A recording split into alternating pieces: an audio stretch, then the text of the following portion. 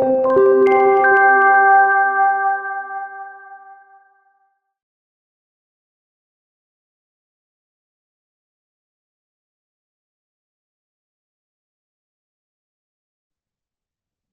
and welcome to today's NinjaTrader Ecosystem event, Mastering Pullback Trades.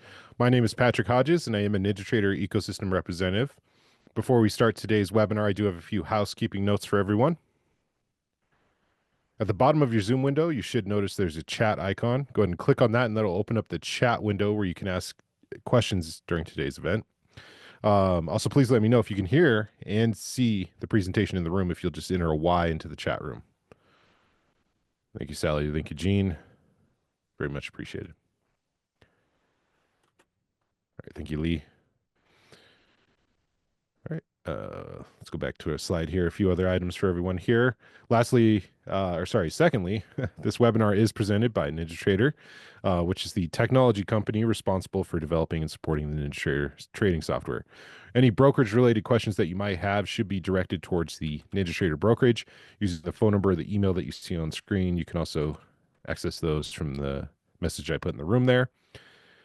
All right, now lastly, if you are new to NinjaTrader, please make sure to sign up for a free NinjaTrader account, which includes access to 14 days of complimentary real-time data.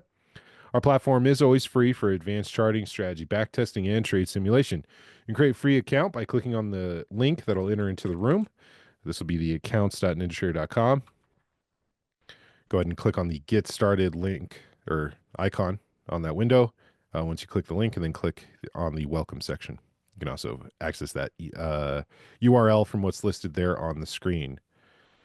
All right, before I turn the mic over to Tony, it's important to understand that futures, foreign currency, and options trading contains substantial risk and is not suitable for every investor. It is possible to lose all or more than the initial investment.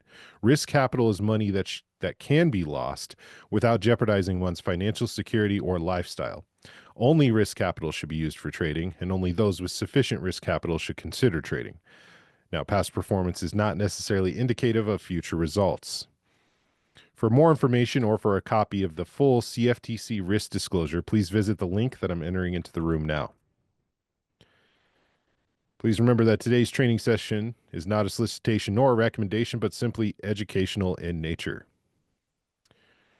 All right, I want to thank everybody for joining us here today. And without further ado, it's my pleasure to welcome to the NinjaTrader webinar room once again, Tony. Go ahead and take it away there, Tony. All right, thank you, Patrick. And I want to thank NinjaTrader for allowing us to meet today and talk to you about what it is that we do here at The Intentional Trader. We have a system of trading that we call pullback trading.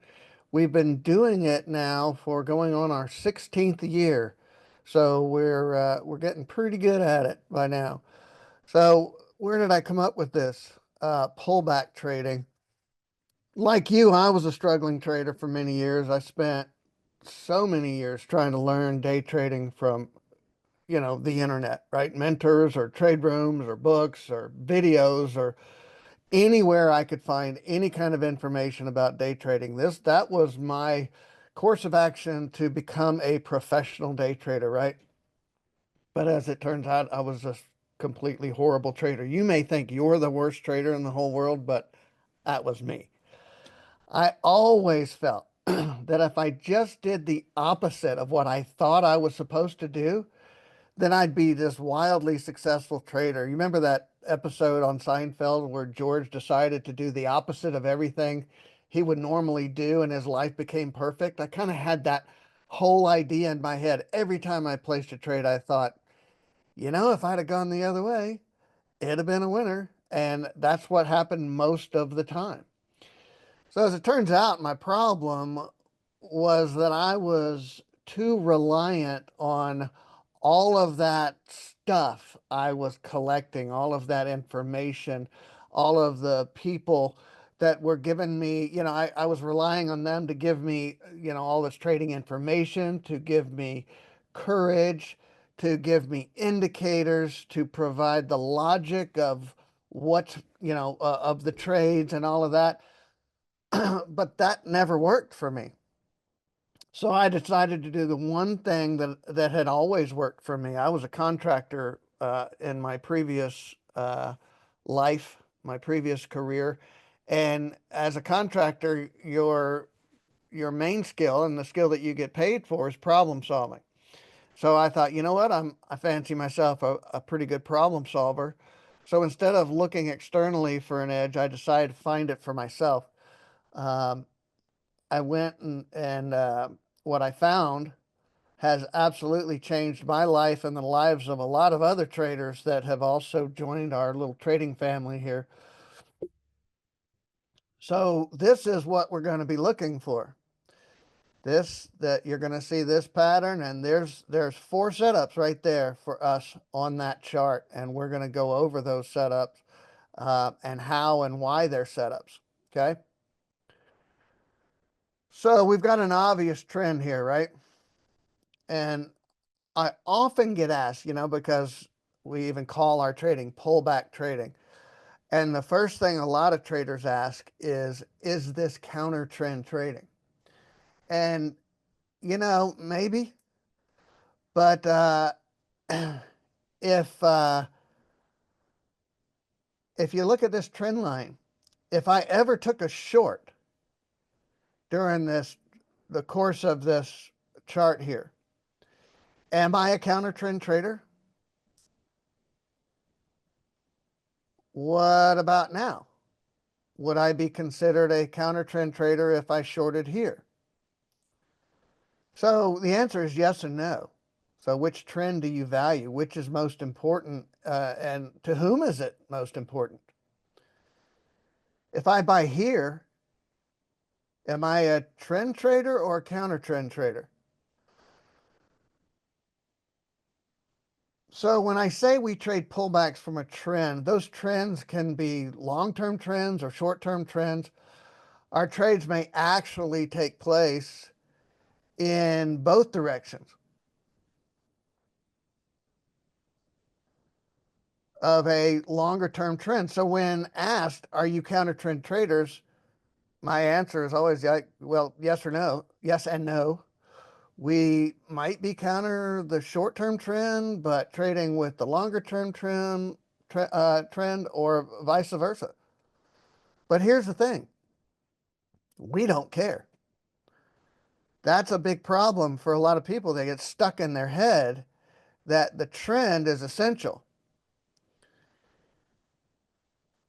Hold on just a second. Let me open this chat.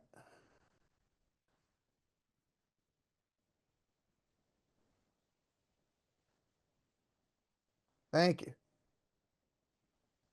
Okay, so the trend is really not essential to what we do. We're looking for opportunities that present themselves that give us an edge. That's it. So that was one of the things about trying to think through this and be a problem solver on my own. Don't worry about what the rest of the trading world says is the way we should be doing it. None of that ever worked for me. So why do we see pullbacks in every trend? Have you ever asked yourself that? It's really just the nature of the traders in the market. When people or institutions think price is too high, they begin selling to take off some profits, right? Doesn't that make sense? This eventually drives price down to the point where now the traders in the market start to feel the price is a bargain. Time to buy again, right? So there's these price levels where this happens. And this is often influenced by the market makers. The market makers will determine when and how to move price in order to set up the markets in their favor. So let's take a look at how they do this. So when you see prices channeling here, like in the bottom left here, you see prices channeling. You see that nothing much seems to be happening, right? But what's actually probably happening is these institutions, these people with all the money and the ability to move the markets, are quietly gathering up, and they do it slowly and stealthily, and they're gathering up all of the available assets for this particular instrument that they can at a very low price. Now, naturally, they don't want to do it in a hurry because then everybody jumps in and goes, hey, what the heck's going on? Okay. So then after that, what they want to do is they are going to do it to see if they can push that price up. They're gonna push price up and then wait there and see, will price hold? Will price hold? Okay, so this is the markup period, and then this is where they make their money. Looks to us, it looks just like accumulation. They start slowly selling things off until they've gotten to the point where they still are controlling of the major assets, and then they mark it up. It shoots up, and then we end up doing it again. Okay, so they made their profit, price pulls back, and they start the process all over again. See if price is going to hold here, mark it up, and on and on and on. Then they do the distribution. That's where they make their money. And then they dump the assets and price drops again. And they do it over and over and over again. So pullback trading, it requires no predicting. I don't do any pre-study in the mornings before I start trading because I don't need to. I only need to react when there is a confluence of conditions in the market that suggest something specific is about to happen. And it's about to happen right now. We don't do any type of market analysis. I don't speculate. I know people come in the trade room and they want to hear what I think about things. And to be honest, what I think about things really doesn't matter because all we have to do is measure every tick coming into the market, how it's coming in, and then provide some technical indicators to read what those ticks mean, and then we have a real good idea what's going to happen. So we don't have to watch TV and watch the talking heads to tell us what they think about the markets. Guessing and hoping is no longer, that was a big part of my trade plan back in the day. I would guess to get into a trade, and then I would hope it would go in my direction. There's none of that anymore. So we don't require that. There's no confusing signals or shades of gray that I like to call it. All of our trades are yes or no. It's not, does this look like this and does this look like this, and then if you have this and this and you put all these together, but this one's not doing this, and then but you look at a different time frame, and we don't have to do any of that. It's all very straightforward, yes or no. The rules are very simple. You just need a good plan and you need to practice because we found the edge. We know what's going to happen. But there's always a flip side, right? The flip side of finding an edge like that means that you have to actually execute. And you have to execute without apprehension. But that's the easy part. Anybody can practice that to gain a skill, okay? So by reading this confluence of market conditions so that we could just react, we're reading things like momentum, very important to us. Order flow, very important. Whether price is overbought or oversold. So that means we're looking for exhaustion. And then on top of that, the kicker that gets us into the trades is divergence. Okay. And I know a lot of people have tried to trade divergence. I tried to trade it many years ago and I failed miserably at it because I kept missing it. You know, when price and momentum start heading in different directions, that's divergence. So I came up with this trading system that we've been doing for 16 years now. And it was working pretty good until I added divergence. And then we started just killing it. So let's talk about momentum traders. For those of you that don't know, momentum traders typically, you hear you want to, buy low and sell high. Momentum traders do it a little bit different. They buy high and sell higher. Okay, that's kind of their mentality. And for them, momentum is not really a fixed amount or a percentage of the market. It's really relative to recent past conditions in the market. So momentum traders will take advantage of a trend and will trade level to level inside that trend. Okay. So they're trying to capture a strong move based on aggressive buyers and sellers bidding a price up or down by overwhelming one side of the bid-ask spread and setting off a strong move in one direction, usually temporarily or over a short time span. Okay? So as you look at this chart, it looks typical, right? This looks like any chart that you look at on any instrument on any day, right? It's so typical that you've seen it before and you don't even realize that you're seeing that the patterns that you're seeing in here happen over and over and over every single day because they can sometimes hide in there.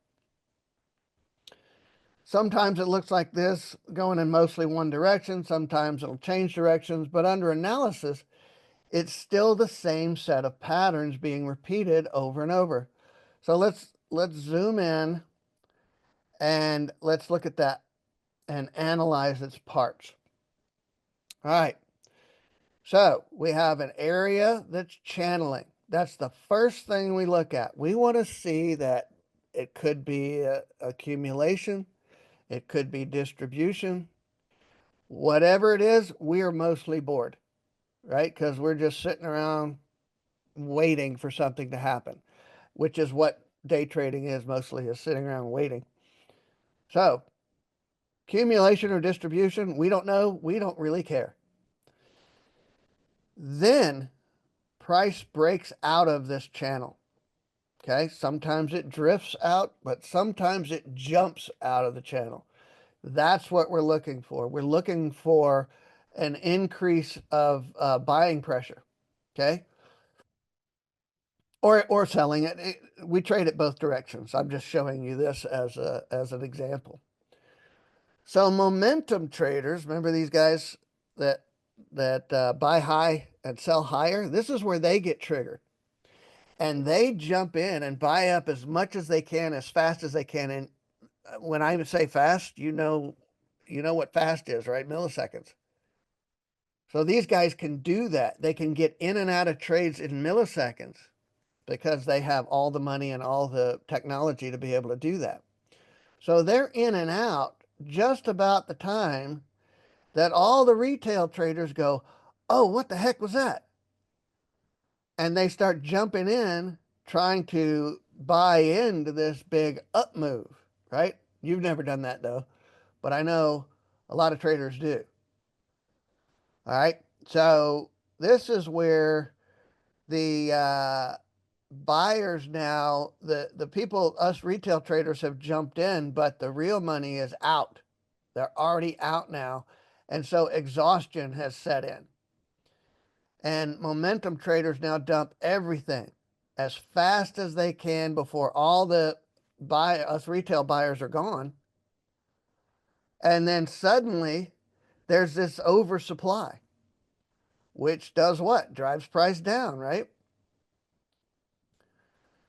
So as I'm looking at this, and I know I've seen it 100 times, thousands of times, when I look at my trading charts and it's right in front of me, I kind of have this aha.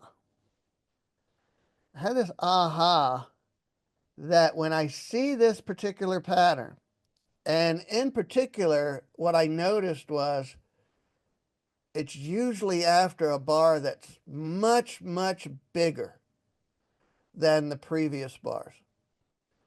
So I noticed, and I'm going to challenge you to go look at a chart and tell me if you don't see these, smaller bars and then a huge bar and then price pull back. Okay, so I thought, whoa, we got something there. What can I do with that? So I started thinking about it. Okay, so what type of trading would that be? I said, I know there's like essentially three types of traders in the market. There's those that do value analysis. They base trades on analyzing the value of a company or an asset. They study things like price to earnings ratio, stock splits, acquisitions, earnings reports, that kind of stuff. And then you've got just the straight up trend traders that use mostly technical analysis, the most important being trend analysis, watching for higher highs and lower lows, that kind of trading. And then we've got the momentum traders that buy high, sell higher. And they buy the and sell the breakouts. And that's caused by this sudden volatility. Okay. So I know these, so and so I'm thinking, okay, so where's my opportunity? So I look here and I say, here's a simple line chart pattern, okay, just for illustration purposes. So down here, traders generally feel that price may be a bit undervalued, but nothing is motivating them to either buy or sell. So we see price in a bit of a channel, perhaps drifting up or down, and then a sudden move out of the channel, and that triggers the momentum traders, okay, at these prices higher than they have recently been, and to push those prices even higher for the short, sometimes very short term, where they will then sell to those that are just jumping in at, the big move. They think they're going to ride the rocket to the moon, right? So everybody jumping in, trying to get a ride on this price increase, okay? And we see it over and over and over again. So after studying this pattern and understanding the types of traders there are in the markets at any given time, I had to ask myself, do I want to try to trade as a trader that has to study and understand all of the value, do all of the analysis and be a value trader? Or do I want to be a trend trader, which for me was horrible? I'd already tried trend trading and found out that I was not mentally or emotionally cut out for riding the ups and down waves.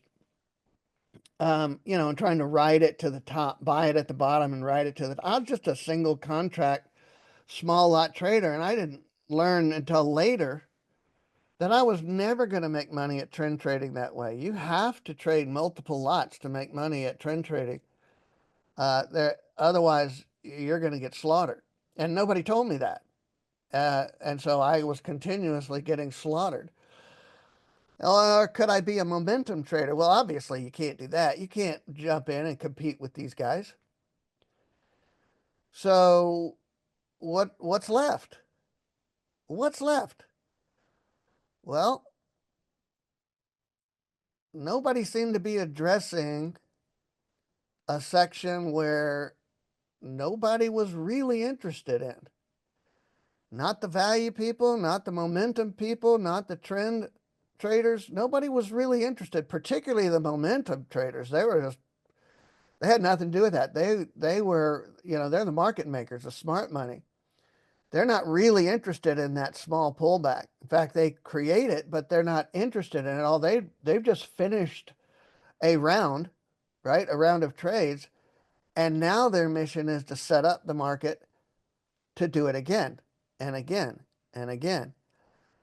So where we're entering right here is in relatively safe, shark-free waters, at least for the short term.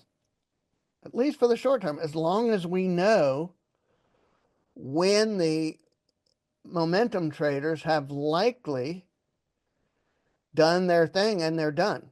So we kind of need to know that, right? So now just because price is moving up doesn't necessarily mean that it's something of interest to the momentum traders. But it's important for us to know when it is. So we have to take constant and precise measurements inside each and every bar. Okay. So here's an anatomy of a pullback trade for us. Okay. So price is channeling, right? We've got price just kind of drifting around doing nothing. We're trying hard to stay awake. Price jumps out of that channel in a hard way. This is our OBOS indicator, our overbought, oversold. We don't have to have an oscillator down at the bottom of the screen. We put it right here on the bar so you know that that bar is overbought. So what happens when price gets overbought? Price starts getting exhausted. Now, we want to know when the momentum traders got triggered. That's what this is right here. That's our speed tick indicator. In fact, it's so important to us, it's on our logo. All right. Oops, I didn't mean to do that. Let me back up here. We also read every tick. You know, when people say, oh, I don't see any volume indicators on your charts. You know, you gotta measure volume. And I'm like, yeah, you gotta measure some volume. We don't measure all volume. We only measure the volume that's important to us, a type of volume. And that's what this does. This is reading volume of buyers and sellers, and not just how many, but how they're trading. Okay.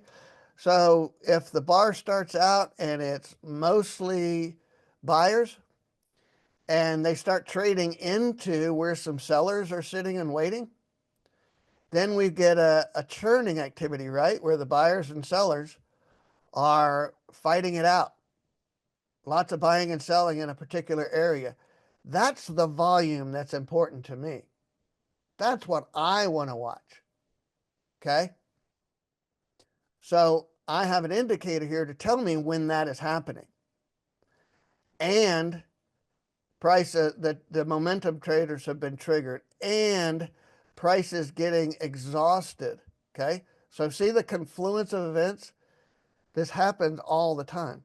This is our rock star indicator, also part of our logo because it's so important to us. And I could do an entire webinar on this, but suffice it to say that when we have all of this strong momentum, all of these indicators, and then on the open of this bar, even though price is moving hard this way, we know that momentum has already changed directions. So price and momentum have gotten out of sync. And when that happens, price will almost always try to catch back up with momentum. Okay. So knowing that, that's where we would place a trade. So on this example, we would put a trade on at the open of that bar. All right. So that's what it looks like down here. And now you can see that it's actually happened several times on this chart. Okay. So let's see what it looks like in action. So this is just these are just some videos from our trade room. It could have been yesterday or it could have been 10 years ago. It doesn't matter because we're doing the exact same thing we've doing for the last 16 years. So there's nothing new to learn. We're not one of those companies where every week there's something new, right? And you have to learn something new and you have to buy something else. And, no, we just show up every day for the last 16 years and trade the exact same thing, the exact same way. All you got to do is make sure you have plenty of coffee and you're awake and able to exploit when these setups happen. So here's one that happened. We got a speed tick. Okay, price is channeling. Look, Price is dropping. Price is oversold, and when it's overbought, it's a pink outline, and that would be up at the top. When it's oversold, we draw a blue outline. Okay, so it's oversold, so we know exhaustion is setting in. We know the momentum traders have probably been triggered. We know that price is churning, that there were probably a bunch of buyers sitting down here waiting for the sellers to sell into them so they could start buying, and now we got a bunch of churning activity going on here. So when you got an exhausted seller selling into a bunch of buyers that are just sitting there not exhausted at all, who's likely to win that fight? Okay, so we've got all these buyers sitting down here. Then on the open of this bar, we have our rock star, which tells us a number of things. There's a lot of stuff inside the rock star, but it tells us that excuse me, divergence has set in, and that we can buy on the open of this bar. Now, let's say you didn't buy on the open of this bar because you were too slow. What if, let's watch how this, I'm back then. Oh, so you missed the open of the bar, right? Oh, I didn't get in here. But you could have gotten in here, which is a better fill, right? You could have gotten a better fill or even a better fill here, which is what you'll hear me say in the trade room all the time when I take a trade. Excuse me. Sorry.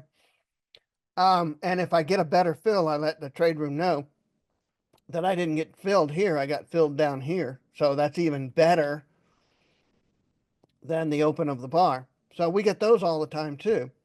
So again, we're in a channel, right? There's a channel. Price jumps out of that channel like crazy and then slams into a major line of resistance. We also use support and resistance, okay? So it slams into a major line of resistance and then opens below this resistance. This is called a speed tick trade setup. We didn't even need the rock star on this one, okay? We didn't need it because we had this resistance. So we shorted it here.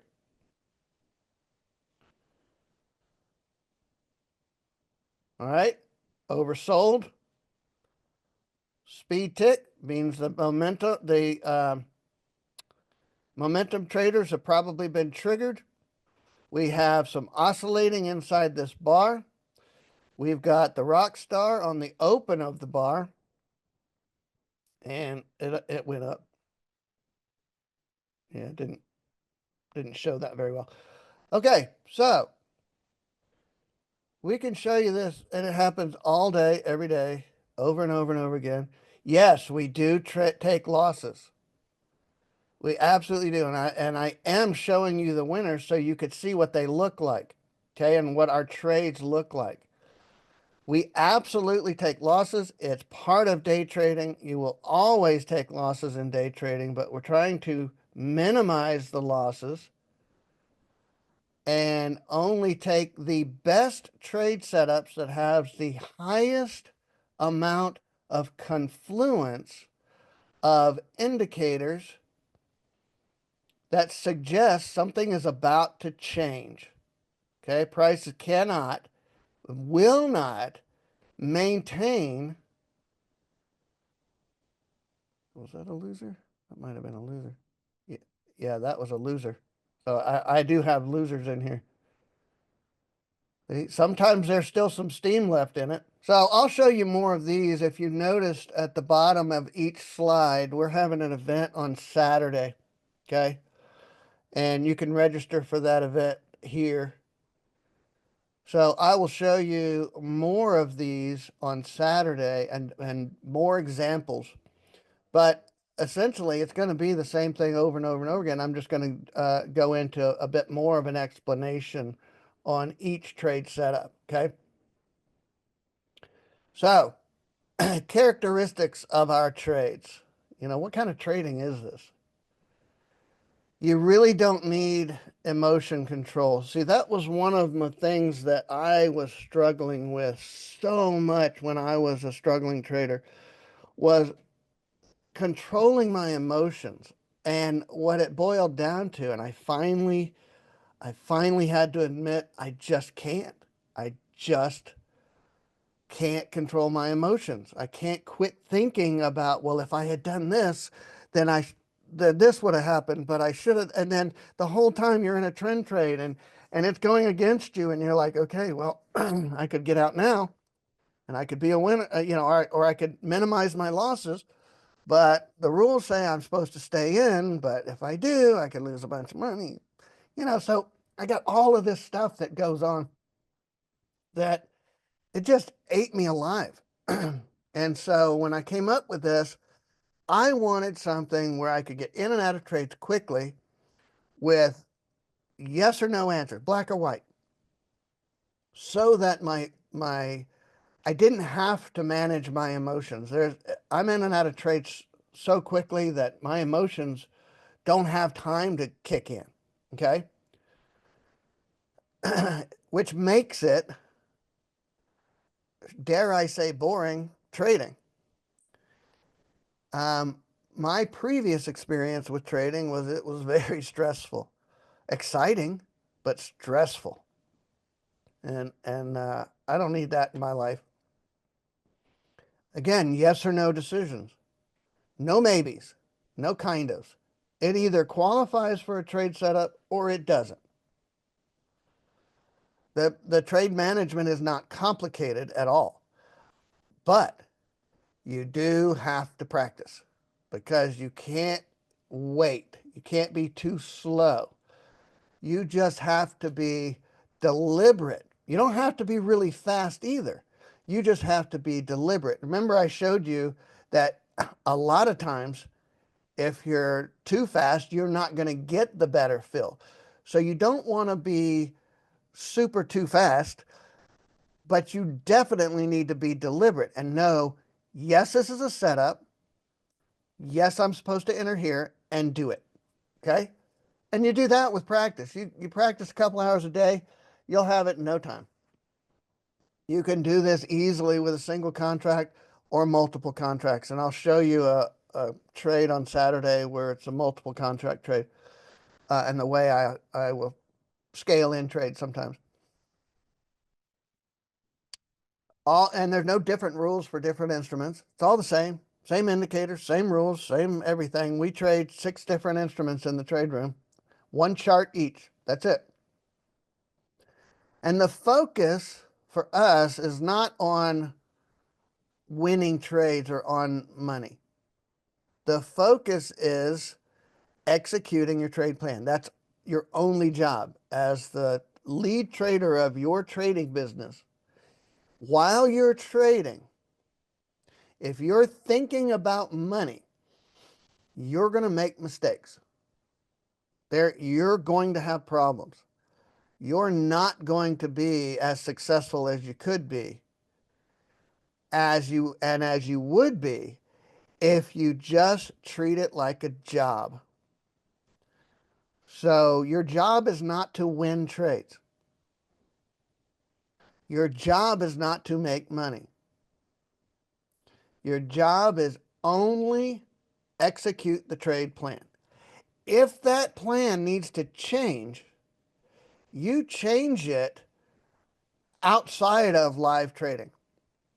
Okay, you don't decide while you're trading that you go ahead and change your trade plan. You do that after hours when you're studying all of your trades and you're practicing, and you realize, hey, you know what? I might look for 1 or 2 more levels of confluence before taking this type of trade again. Now that's a theory. Now you want to go test that theory, and you want to go find a couple hundred examples of that theory on video, right? We keep a running uh, list of videos of every day and of every trade room we've ever had for probably going on 10 years now.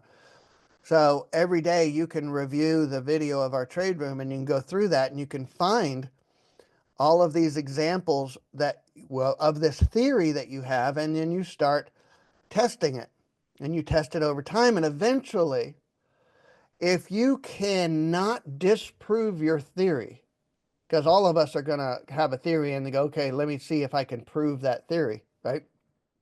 But that's not really how you're supposed to do this. What you're supposed to do is you have a theory, and now it's your mission to disprove that theory. And that's how you're approaching this testing.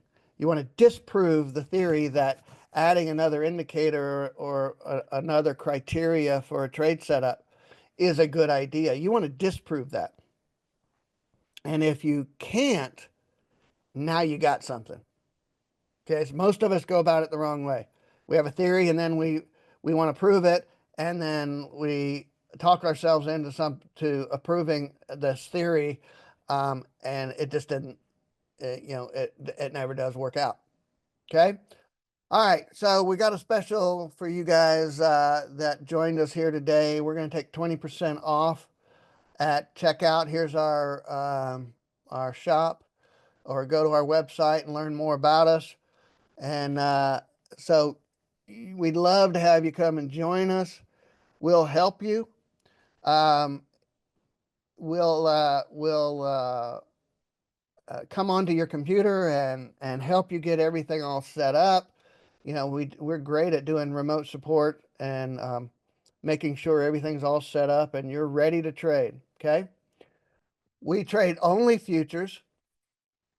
We trade gold, the GC.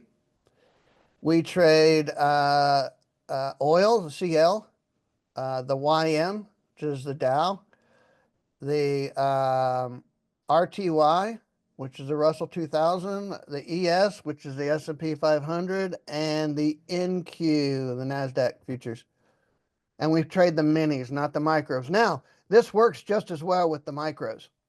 And if you want to get started a little bit slower and trade the micros, you can trade in either one of them. The problem with 5-minute charts, I can say yes, it does.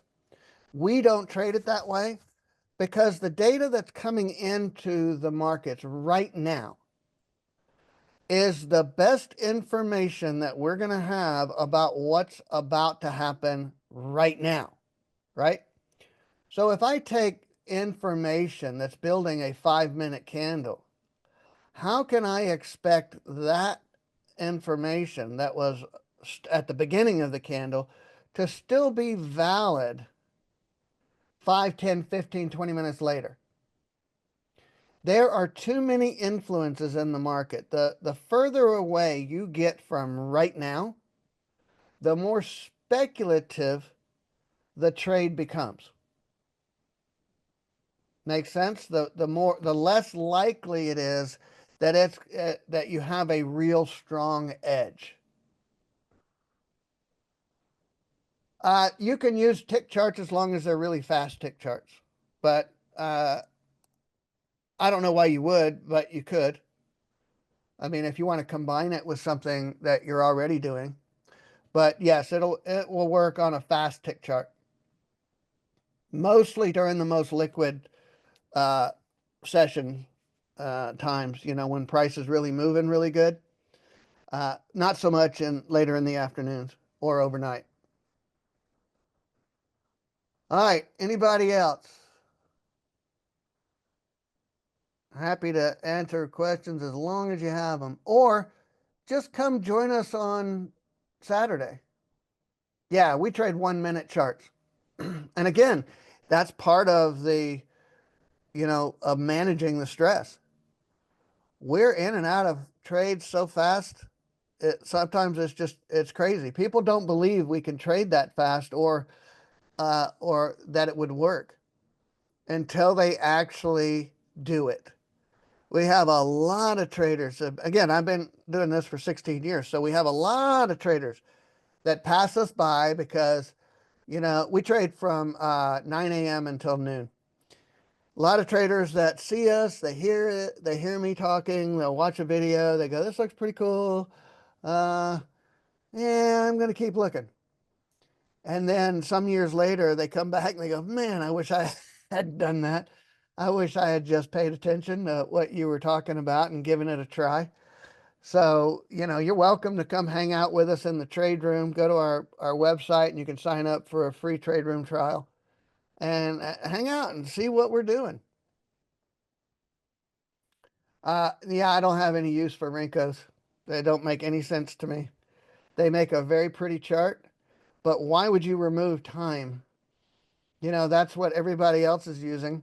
So why would Rinko be a good idea other than they make really pretty charts? But time is so essential to measure and to add into your trading. It's not noise to me, it's beautiful music. And you can see how that works on a minute chart if you study it enough. Okay. It also gives time gives me a real good idea of price action, and trying to use a Renko for that is impossible. Excuse me, but I mean, if you've had success using a Renko, then more power to you. It's just that's kind of my opinion. I don't like any of those hybrid charts. Time is everything is relative to time, including trading. So I would never want to remove it. All right. Well, thank you, Patrick. Thank you, NinjaTrader. Thank you, folks, for showing up. I really appreciate the questions. Saturday, it goes as long as it goes. It's scheduled to be like 45 minutes or so, but if I get lots of questions and people are interested, I'll stay as long as people want to ask questions. So, all right, everybody, thank you again for coming, and Patrick, take over. Thanks again, Tony, for taking the time to share that information with us today. Everyone in attendance will receive an on-demand recording of today's event, so keep an eye out for that email. That'll usually be tomorrow, but may actually be the next following week. So look for that. It's either Friday or Monday in general. That's when you'll see those. Might take a little later, depending on what we have. However, we'll be sending that out to everyone that registered for the webinar, everyone that came in for attending here today. If you did enjoy today's session, we hope you'll join us for future webinars. Follow us on social media for alerts about upcoming events and other NinjaTrader ecosystem news. I'd like to remind you that the information provided here today was that of the intentional trader and not of NinjaTrader. All information was for educational purposes and should not be construed as trading advice. Enjoy the rest of your day, and we hope to see you in future webinars. Happy trading from all of us here at the NinjaTrader ecosystem.